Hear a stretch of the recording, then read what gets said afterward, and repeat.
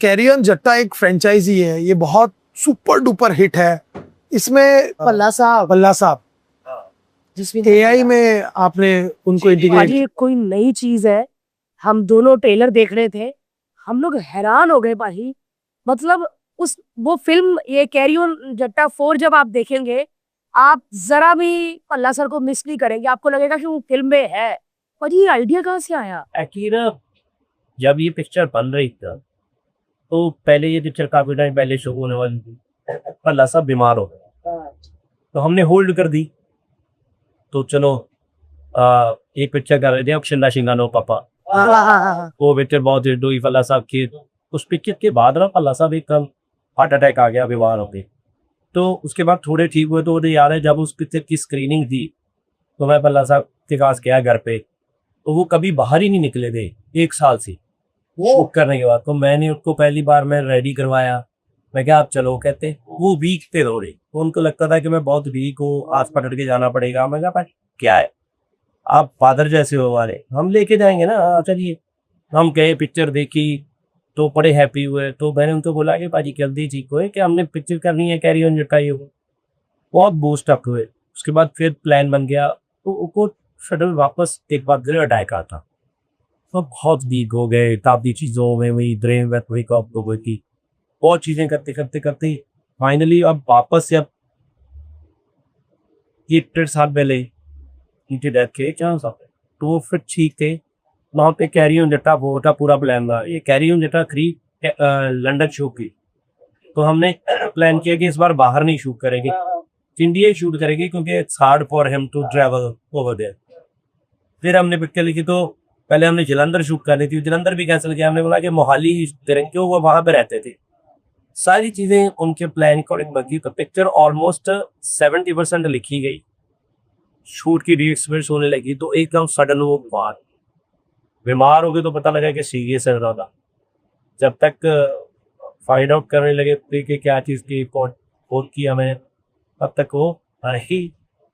तो उसके बाद चलो काफ़ी टाइम तो हमारा उसी लोन में निकल गया कि हो गया सबका, वो हो गया पल्ला साहब के बाद। फिर जब बात शुरू वापस कैरी ऑन जट्टा की, तो हमें लगा कि यार पल्ला साहब के बिना तो पॉसिबल ही नहीं है, कैसे बनाएंगे। और बहुत से लोगों ने सजेस्ट किया कि इस सेक्टर को ले लो, वो सेक्टर को ले लो। तो हम उनको सोचते थे कि यार पल्ला साहब की जगह वो है। तो बिलीव करना, हमें लगा कि यार ये पिक्चर बनानी ही नहीं चाहिए, हो गया बस, कैरी ऑन जट्टा हो गया, खत्म। तो बैठे बैठे एक दिन फिर वापस बातें चल पड़ी, तो हमें लगा कि यार पल्ला साहब का इतना नहीं था, वो खुद इतने एक्साइटेड थे फॉर कैरी जट्टा 4। मैं क्या यार आप वो बीच में ही रह गए, क्या हो सकता है। बात करते करते ना पूरी याद है एक, जब पिक्चर की बाहर की फर्स्ट एंड फ्यूरियस, हाँ। तो उनके पॉल वॉकर ऑलमोस्ट उनकी सारी पिक्चर शूट हो गई थी, थोड़ा सा पार्ट रह गया था उनकी डेथ हो। तो उन्होंने उनको सीजीआई क्रिएट करके पिक्चर में डाला था, 2-4 सीन, थोड़े सीन, बाकी शूट थी। और कहती यार उन्होंने भी ऐसे किया था, कहते यार वो तो इन बिटवीन थी, बट आज तक कभी ऐसा नहीं हुआ कि बंदा है ही नहीं और आप उसका वो एआई क्रिएट कर दो। तो मैंने कहा कि यार ये ऐसे करते हैं कि आइडिया बुरा नहीं है अगर जेन्युइन बनाया जाए, but let's talk to aunty first. Palla sahab जी की जो वाइफ है, हमने आंटी से बात करते, तो हम आंटी के पास चले गए। तो बैठ के बात हुई, देन शी स्टार्ट कुछ इमोशनल हो गई। कहते कि आप बेटा, कहते तेरे को खुद नहीं पता, कहते मैं देखना चाहती हूँ उनको, अगर वो देख सकते हैं किसी तरीके से। अच्छा, डर बहुत था मन में, मेरे तो बहुत ही था। मैं क्या यार कोई ऐसी चीज़ ना हो जाए कि वो चीज़ सही ना लगे और लगे। तो फिर हमने पूरी कहानी सुनाई है, जो हमारी कहानी बनी, ये फिल्म है। तो शी सेड ओके। फिर हमने, अच्छा उनका बेटे को हमने कास्ट किया हुआ था फॉर दिस पिक्चर। हमने सोचा था एज एक्टर उनको सेपरेट एक्टर कास्ट किया था। फिर मैंने उसको बोला कि जो पल्ला साहब का यही क्रिएट होना है, तो वो भी तू ही कर, क्योंकि तेरे को हर चीज़ पता होनी चाहिए कि क्या हो रहा है। तो फिर उसने वो किया। तो फिर हमने बनाया। जब हमारा पहला शॉट बनते आया तो हम खुद ही शॉक थे। तो फिर उन्होंने बहुत प्रॉपर, क्योंकि पल्ला साहब क्या है कि मेरे को डर बहुत था। मैं क्या पल्ला साहब को लोगों ने इतना देखा है ये उनकी हर चीज का पता है, उनका स्टाइल पता है। लोग स्टेज पे उनकी मिमिक्री करते हैं, हाँ उनको पता है कि वो कैसे मुड़ते हैं, कैसे बोलते हैं, फिर आवाज भी करनी है, आवाज उनकी मैंने डब की, तो वो शब्द क्योंकि वो उसी पिच पे उसी फॉर्मेट पे करनी पड़ती है, फिर उसको एआई के साथ कन्वर्ट करते हैं उनकी टोन में। क्योंकि सबसे बड़ा पंगा क्या है कि उनका जो टाइमिंग का फॉर्मेट है, जैसे वो बोलते हैं करते हैं, वो चीजें होनी चाहिए। तो फाइनली फिर हम इतना डरते थे क्योंकि हम पिक्चर में कैरी ऑन जट्टा में मैं बिन्नू, क्योंकि भाई मैं और बिन्नू तो अपने फादर के साथ बहुत लड़ते हैं और हम गलत भी बोलते हैं उनको। तो डैडी नु की पता, डैडी हिल गया, डैडी पागल हो गया, तो अब पल्ला साहब है नहीं, तो सब तो पल्ला साहब होते थे, वो बोलते थे थप्पड़ मार, अरे तू सही नहीं बोल रहा, ऐसे बोल, मैं हिल गया। तो हम लोग जो लोग बोलेंगे यार ये पल्ला साहब को बोल रहे हैं, तो फिर स्ट्रेस हो जाती थी, बैठते थे कि यार ये बोले, ये ना करे। फिर सोचते थे अगर पल्ला साहब होते तो वो क्या कहते, फिर हमें होता था कि हाँ उन्होंने कहना था कि ये कर वो कर। तो फिर आंटी ने भी कहा कि देखो बेटा अगर तो करना है तो जेन्युइन सही करो, या ऐसे ना करो कि पिक्चर ही खराब हो जाए, कि आप वो चीज सोचो। तो हमने फिर वो चीजें बनाई करी, उसको बनाया उस हिसाब से।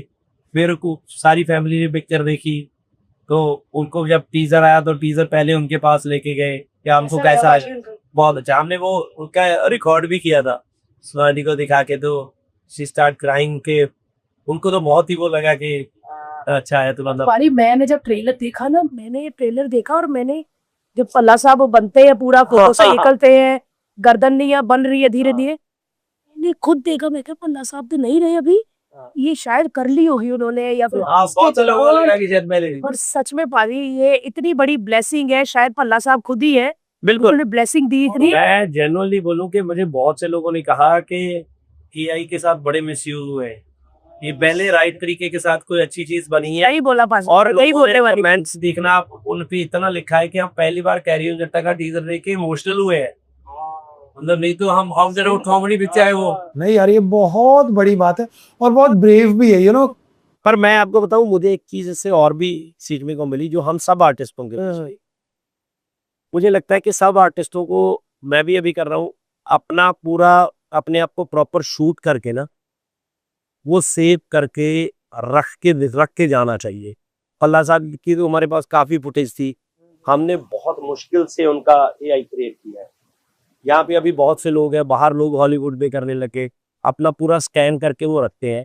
कल को किसी आर्टिस्ट को कुछ हो जाए, उसकी फैमिली, उनकी अगर किसी पिक्चर में उनको कास्ट करना है, किसी ने उनको अच्छा लगा, उसकी फैमिली ने उनको राइट्स दिए, तो they can use that with the permission of their family.